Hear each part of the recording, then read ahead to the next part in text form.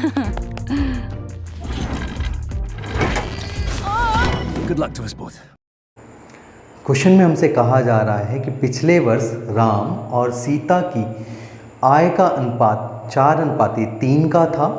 पिछले वर्ष और वर्तमान वर्ष में इनकी व्यक्तिगत आय का अनुपात क्रमशः 3:4 और 5:6 का है। यदि इन दोनों की वर्तमान आय का योग 26,80,000 है तो क्वेश्चन में हमसे पूछा जा रहा है कि राम की पिछले वर्ष की आय और सीता की वर्तमान वर्ष की आय का योग कितना होगा। जैसा कि क्वेश्चन में कहा गया है कि राम और सीता की पिछले वर्ष की आय का अनुपात 4:3 का है। इट मीन्स पिछले वर्ष अगर राम की आय 4 यूनिट की थी तो सीता की आय 3 यूनिट की रही होगी। ठीक इसी प्रकार हमसे कहा गया है राम की पिछले वर्ष की आय और वर्तमान वर्ष की आय का जो अनुपात है वो कितना है, 3:4 का है। इट मीन्स हम कह सकते हैं राम पिछले साल अगर 3 यूनिट कमा रहे थे तो इस साल वो 4 यूनिट कमा रहे होंगे।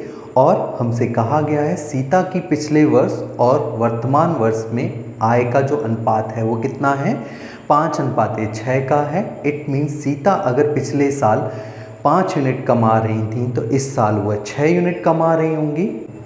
अब अगर आप इन रेशियो को ध्यान से देखोगे तो राम और सीता के पिछले वर्ष की आय का हमें दो डेटा दिया गया है और ये दोनों ही डेटा जो हैं वो एक दूसरे से अलग अलग हैं।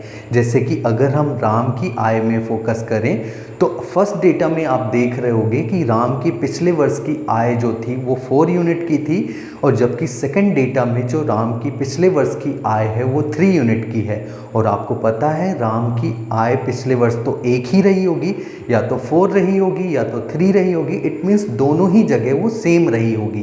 तो इट मीन्स इस रेशियो में कोई ना कोई प्रॉब्लम है, तो उसे हमें करेक्ट करना पड़ेगा। और हम करेक्ट कैसे करेंगे, उसके लिए हमें इनकी पिछले वर्ष की आय को सेम करना पड़ेगा। और सेम करने के लिए अगर हम राम की बात करें तो राम के फर्स्ट डेटा में हम अगर 3 का मल्टीप्लाई कर दें और सेकंड डेटा में 4 का मल्टीप्लाई कर दें तो दोनों ही जगह जो राम की पिछले वर्ष की आय होगी वो सेम हो जाएगी।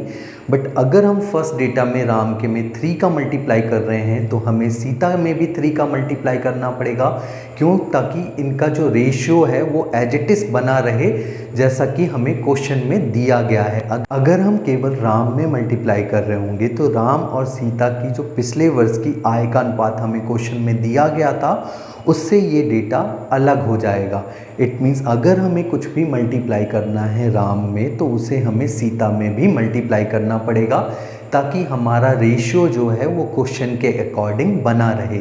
ठीक इसी प्रकार अगर हम सेकंड डेटा की बात करें तो राम की पिछले वर्ष की आय में अगर हम 4 का मल्टीप्लाई कर रहे हैं तो वर्तमान वर्ष की आय में भी हमें 4 का मल्टीप्लाई करना पड़ेगा। अब आप देख पा रहे होंगे राम की जो पिछले वर्ष की आय है वो दोनों ही डेटा में सेम हो चुकी है।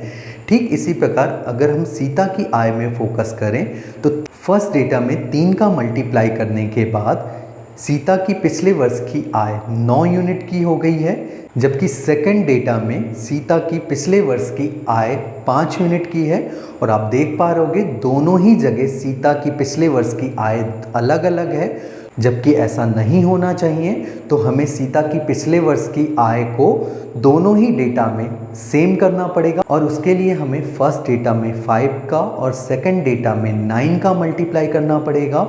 और अगर हम सीता के पिछले वर्ष की आय में 5 का मल्टीप्लाई कर रहे हैं तो हमें राम की भी आय में 5 का मल्टीप्लाई करना पड़ेगा ताकि हमारा जो रेशियो है वो क्वेश्चन में दिए गए रेशियो के अनुसार ही बना रहे।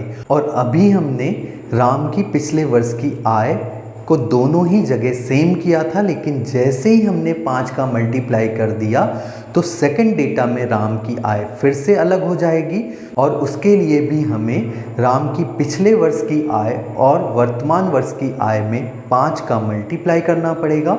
ठीक इसी प्रकार सेकंड डेटा में सीता की पिछले वर्ष की आय में अगर हम 9 का मल्टीप्लाई कर रहे हैं तो वर्तमान वर्ष की आय में भी हमें 9 का मल्टीप्लाई करना पड़ेगा। अब आप देख पा रहे होगे दोनों ही जगह हमारे जो रेशियो हैं वो इक्वल हो चुके हैं। अब अगर हम इन डेटा को थोड़ा सिंप्लीफाई करके लिख दें तो आप इस क्वेश्चन के सोल्यूशन को ज़्यादा बेहतर ढंग से समझ पाओगे। तो फर्स्ट डेटा में 4 × 3 × 5 इक्वल होगा 60 के, और 3 × 3 × 5 इक्वल होगा 45 के। ठीक इसी प्रकार सेकंड डेटा में 3 × 4 × 5 इक्वल होगा 60 के, और 4 × 4 × 5 इक्वल होगा 80 के। और सीता की पिछले वर्ष की आय 5 × 9 इक्वल होगा 45 के, और वर्तमान वर्ष की आय 6 × 9 इक्वल होगा 54 के। अब आप अगर इन डेटा को ध्यान से देखोगे तो दोनों ही डेटा में राम और सीता की पिछले वर्ष की आय सेम हो चुकी है। इट मीन्स हमारे जो रेशियो हैं वो करेक्ट हो चुके हैं।